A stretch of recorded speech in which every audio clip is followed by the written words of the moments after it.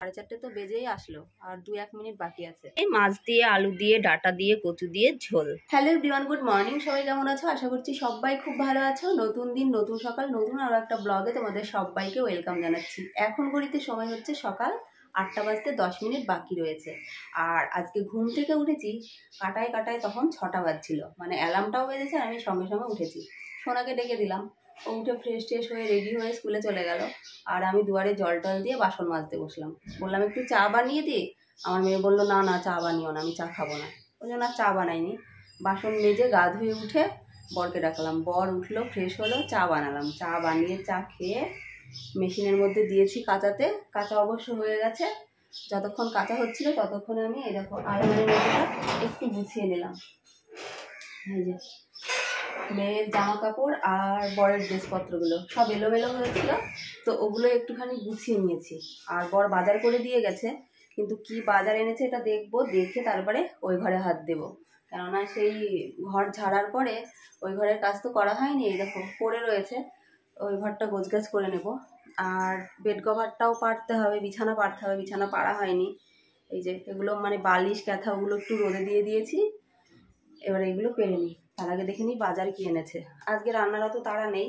তাড়া নেই বলতে গেলে সোনা স্কুল থেকে আসবে, ও একটু কিছু খাবে, ওর জন্য কিছু একটা করব। কি এনেছে আগে দেখে নে, হ্যাঁ, দেখে তারপর এগুলো গোছগাছ করবো। যদি মাছ আনে তাহলে মাছটা দেখি ফ্রিজেও রাখতে পারি। পালং শাক এনেছে, মাছ, বেগুন, আদা, রসুন, লঙ্কা আনেনি। বুঝেছ, লঙ্কাটাই কিন্তু দরকার। ওকে বারবার করে বলেছি যে কাঁচা লঙ্কা নিয়ে এসো, লঙ্কাটাই আনেনি। যাই হোক, এই তো হচ্ছে বাজার। তার মানে আজকে রান্না হবে পালং শাক আর মাছ, এই রান্না হবে। তো তার আগে একটুখানি ভাত বসিয়ে দিই। ভাত করবো না খিচুড়ি করবো, দেখি। ওটা একটুখানি বসিয়ে দিয়ে ওই ভাতটা গোছাবো, তাহলে সোনা স্কুল থেকে এসে খেতে পারবে। প্রত্যেকটা দিন কি হচ্ছে বলো তো, খেতে খেতে সেই 12টাই বেজে যাচ্ছে, 12টা বাজছে খেতে খেতে আমাদের। তো জন্য ভাবছি গা ধোয়া তো হয়ে গেছে, একটু ভাত বসিয়ে দিই, ভাতটা হতে থাক, তারপরে আবার পরে রান্না করলেই হবে। খাওয়া দাওয়া করে কাজগুলো গুছিয়ে নিয়ে তারপরে রান্নাবান্না করবো। ছোটো ঘরের কাজে এখনও হাত দেওয়া হয়নি, যেহেতু জামা কাপড়গুলো কাঁচা হয়ে গেছে, তো এগুলোই মেলে দিতে এলাম। আর ছোটো ঘরের হাল যা হয়ে আছে, একবার যদি ছোটো ঘরের কাজে হাত দিয়ে দিই, মিনিমাম কম করে 2.5 থেকে 3 ঘন্টা সময় লাগবে। ততক্ষণে আবার এই জামা কাপড়গুলো আমার শুকিয়ে যাবে। আর ওইদিকে মাছ ধুয়ে লবণ হলুদ মাখিয়ে রেখেছি। ভাবছি মাছগুলো কি করব, ফ্রিজে রাখবো না বিস্কেটের মধ্যেই থাকবে। যা গরম পড়েছে, যদি খারাপ হয়ে যায়, কেননা একটু লেটেই রান্না করব আজকে। এই সবেমাত্র খিচুড়ি বসিয়েছি, ওটাতেই তো মামের হয়ে যাবে। আর এখন 9:30 পৌনে 10টা বাজতেই চললো। খিচুড়ি খেয়ে আবার কখন ভাত খাবো, সেই খেতে খেতে 3টে সাড়ে 3টে বাজবে। আর বর যেহেতু আজকে দুপুরে খেতে আসবে না, ওই জন্য অত তাড়াও নেই। আর তাছাড়া ছোটো ঘরের কাজগুলোও সারতে হবে। তো আমি ভাবছি কাজ বাজ সেরে তারপরে একেবারে রান্নাবান্না করব। কিন্তু দেখা যাক কি হয়। বড় ঘরের মোটামুটি কাজ হয়ে গেছে, মানে বিছানাটা ঝেড়ে একেবারে বেড কভার পেরে নিয়েছি। আর বিছানার উপরে যে বালিশ কাঁথাগুলো ছিল সেগুলো একটু রোদে দিয়ে দিয়েছি, একটু রোদ লাগুক, তারপরে বালিশের কভারগুলো পরিয়ে নেব। তাহলেই আর কি বড় ঘরের কাজ কমপ্লিট। একটু ভাত বসিয়ে দিলাম, চাল, ডাল, আলু, পটল আর কয়েকটা লঙ্কা চিড়ে দিয়েছি। মানে চালে ডালে খিচুড়ি মতো করবো একটুখানি, দিয়ে মামে খেয়ে নেব। তারপরে আবার ভাত বসাবো, একটু লেটে বসাবো, কাজগুলো ওইদিকে সেরে নিই। ঘর ঝেড়েছি বুধবারে, সেই থেকে জলের বোতলগুলো খালিই পড়ে আছে। জলের বোতলগুলোও ভালো করে ধোয়া হয়েছে। প্রত্যেক দিনই জলের বোতল ধুয়েই জল ভরা হয়, তবে সেই দিন ঘর ঝাড়ার পরে ওই জলের বোতলগুলো ধুয়ে ওই বালতির মধ্যেই রাখা রয়েছে। জল ভরে আর ফ্রিজে রাখা হচ্ছে না, কেননা ঘর ঝাড়ার পরে আমি প্রচুর ক্লান্ত হয়ে গেছিলাম। তারপরের দিন আবার ডাক্তার দেখাতে গেলাম। ডাক্তার দেখিয়ে এসে, মানে দেখানো তো হলো না, বাড়ি এসে সেই শুয়ে বসেই কাটালাম, ভালোই লাগছিল না। আমার বর বলছে, কি ব্যাপার বলো তো, ফ্রিজে জল রাখছো না, জল কি খাবো না নাকি? আসলে জল খেয়ে, মানে ফ্রিজের জল খেয়ে এমন অভ্যাস হয়ে গেছে, ফ্রিজের জলটাই খাই। যদি বাইরে কোনো জল থাকে সেই জলটা খায় না। আর আমি তো ঠান্ডা জল খেতেই বেশি ভালোবাসি, মানে শীতের সময়ও জল তুলে রেখে দিই ঘরের মধ্যে, যে কতক্ষণে ঠান্ডা হবে সেই জল আমি খাবো, এইরকম। ওইদিকে ধীরে স্থিরে খিচুড়িটা হচ্ছে, জল ভরে ফ্রিজে রাখাও হয়ে গেছে। এবারে এই জিনিসপত্রগুলো গুছিয়ে নিই। ব্যাগের মধ্যে যেগুলো রাখছি সেগুলো গিফট বলতে পারো, কে কোনটা গিফট করেছে পুজোয় আর কি, সেগুলো সময় করে একদিন তোমাদের দেখিয়ে দেব। তবে এখন দেখানোর সময় নেই গো। দেখো ঘরের হাল কি হয়ে রয়েছে। এর আগের দিন রাতের বেলায় হাফ গুছিয়েছিলাম, কিন্তু হাফ আর গোছানো হয়নি। তারপরে তো জামা কাপড় কাচতেই আছি, ওই তুলছি আর ওখানেই পালা মেরে রাখছি যে একবারেই গোছাবো। দেখছোই তো আলনায় হাফ জিনিসপত্র গুছিয়েছি, সেদিন রাতেই গোছানো হয়ে যেত, কিন্তু এত গরম লাগছিল কি বলবো, গোছাতে আর ইচ্ছাই করলো না। মানে মনে হচ্ছে আমি হাঁফসে যাচ্ছি। যদি এই ঘরে এসিটা থাকতো তাহলে ভালো হতো, তাহলে কিন্তু গোছানো হয়ে যেত। আর এই যে এই আলমারিগুলো মানে প্রায় দিনই আমি গোছাই, বলতে পারো সপ্তাহে হয়তো দুদিনও গোছাই। যেহেতু সোনার ড্রেসপত্র থাকে, ও একটা করে নেয় আর সেই উল্টে পাল্টে রেখে দেয়, আর আমার অগোছালো জিনিস একদমই ভালো লাগে না জানো তো, ওই জন্য আর কি প্রায় দিনই গোছাই। তো এবারে ভাবছি এর মধ্যে থেকে অনেক জিনিস বাতিল করে আমি খাটের মধ্যে ভরে রাখবো, বেকার পড়ে না। প্রচুর জিনিস এর মধ্যে রেখে দেয়, রেখে দিয়ে লটঘট করে, আমার একদম ভাল লাগে না। তো ওই জন্য বাতিল করে দেব। দেখছি দু একটা জিনিস এখানে রেখে দেবো, মানে যেগুলো ব্যবহার করে আর কি। কি বলো তো, এখানে সব কিছু রাখা থাকে কেন, সময় সময় মানে ন্যাতা ট্যাতার দরকার হয়, যার জন্য ওখান থেকে নেওয়া সুবিধা হয়, ওই জন্যই আর কি রাখা থাকে। তবে একটা জিনিসও কিন্তু খারাপ নেই, সমস্ত জিনিসই ভালো ভালোই রাখা আছে, তবে ও অনেক জিনিস ব্যবহার করে না, অনেক জিনিসই ওখানে থাকে। তো ওই জন্য ভাবছি যখন ব্যবহারই করে না, বেকার এই জায়গাটা বুক করে আর লাভ গিয়ে। আর সামনে পুজো আসছে, আবার আলমারি থেকে নতুন কোনো কিছু জিনিস বেরোবে, মানে নতুন জিনিস বলতে বের হবেই। অনেক জিনিস ধরো 2 বছর আগের বা আগের বছরের জিনিস, সেগুলো বের করে দেবো, ওগুলো পরে ফেলবে, বেকার সে ছোট হয়ে যাচ্ছে কি করবে। কত ভালো ভালো ড্রেস রয়েছে জানো, যেগুলো ছোট হয়ে গেছে, সেগুলো কি আর পরা যাবে বলো, ওই ছোটোই রাখা আছে, কি আর করা যাবে। আর ও সব সময় নিজের চয়েসের ড্রেস পরে, আমি যদি কোনো একটা ড্রেস চয়েস করে দিই, দিয়ে বলি যে মানে এটা পর, ও পরবেই না, বলবে না এটা ভাল না, তোমার চয়েস নেই, এরকমই বলবে। ওর চয়েসেই ও কিন্তু ড্রেস পরতে বেশি ভালোবাসে। দুপুর 1:30টার সময় রান্না বসাচ্ছি, ভাবতে পারো তাহলে, বর যদি খেতে আসতো তাহলে রান্না কখন হয়ে যেত। না কোনো কাজ হয়েছে না তো রান্না হয়েছে। কোনো রকম ওই ঘরটা গুছিয়েছি, গুছিয়ে গেছিলাম একটুখানি ব্যাংকে, দরকার ছিল, কিন্তু যে দরকারে গেলাম সেই দরকার আর মিটলো না। সে দাঁড়িয়ে থেকে সময়টাই আমার নষ্ট হলো। দিয়ে এলাম, এসে চেঞ্জ করলাম, চেঞ্জ করে ভাত বসিয়েছি। ভাত বসিয়ে ডাঁটা দিয়ে, কচু দিয়ে, আলু দিয়ে কেটে নিয়েছি, মাছের ঝোল আর ভাত করব। পালং শাকটা আর আজকে করব না, ওটা রেখে দিলাম, ওটা দেখি কালকে করব, যদি খারাপ না হয়ে যায় কালকে তাহলে করব। এই যে ডেকচিতেই ভাত বসিয়েছি, ভাতটা হতে থাক, ততক্ষণে আমি জামা কাপড়গুলো তুলে নিই। ওগুলো ভাজা ভাজা হয়ে গেল, যা রোদ পড়েছে কি বলবো, সেই রোদ। আর সোনা এখন গেল পড়তে দুপুরবেলা করে।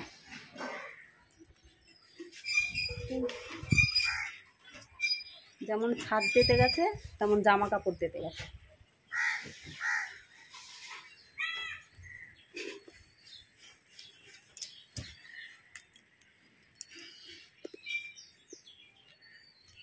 পকেটের মধ্যে টাকা রয়েছে জানো তো, কেচে দিয়েছি টাকা শুদ্ধ।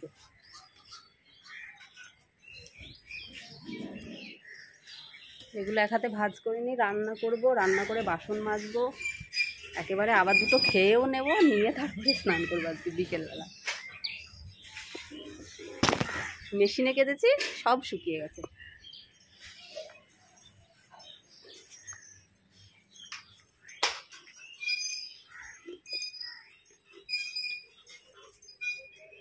আমার থালা বাসনও রোদে পুড়ে একদম হয়ে গেল। এই ঘরের বেড কভার এখনো পাড়া হয়নি, ওই ঘরের বেড কভারটা পেরে নিয়েছি। আর এই জানালাটা দিয়ে সেই ফুরফুরে হাওয়া হচ্ছে জানো তো, মনে হচ্ছে হাঁপিয়ে গেলাম গো।